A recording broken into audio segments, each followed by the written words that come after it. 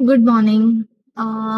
व्यक्ती तितक्या प्रकृती असं म्हणतात ना, त्याचं एक जिवंत उदाहरण गेल्या काही 1-2 दिवसामध्ये माझ्या समोर आलंय.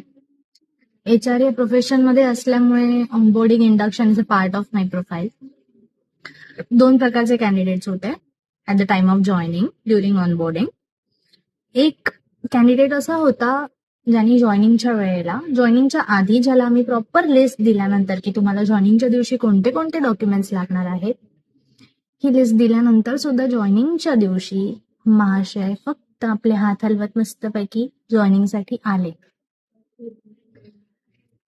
त्यांना मी घरी पाठवलं की जॉईनिंगचे डॉक्युमेंट्स जर तुमचे नसतील तर तुमचं ऑनबोर्डिंग होऊच शकत नाहीये. त्यामुळे तुम्ही प्रस्थान करा आणि उद्या तुमचे डॉक्युमेंट्स घेऊन या. दुसऱ्या दिवशी ती व्यक्ती आलीच नाही. ह्यावरून आपल्याला कळतंय की किती लाईटली लोक आपल्या प्रोफेशनला किंवा आपल्या करिअरला घेतात. ऍट द सेम टाइम आज एक अशी व्यक्ती जॉईन झाली ज्या व्यक्तीने जॉईनिंगच्या वेळेला आम्ही त्यांना ज्या सिक्वेन्समध्ये लिस्टिंग दिली होती की हे तुमचे डॉक्युमेंट्स तुम्हाला जॉईनिंगसाठी आणायचे आहेत, त्या व्यक्तीने अगदी व्यवस्थितरित्या प्रोफेशनल पद्धतीने एक फाईल बनवली.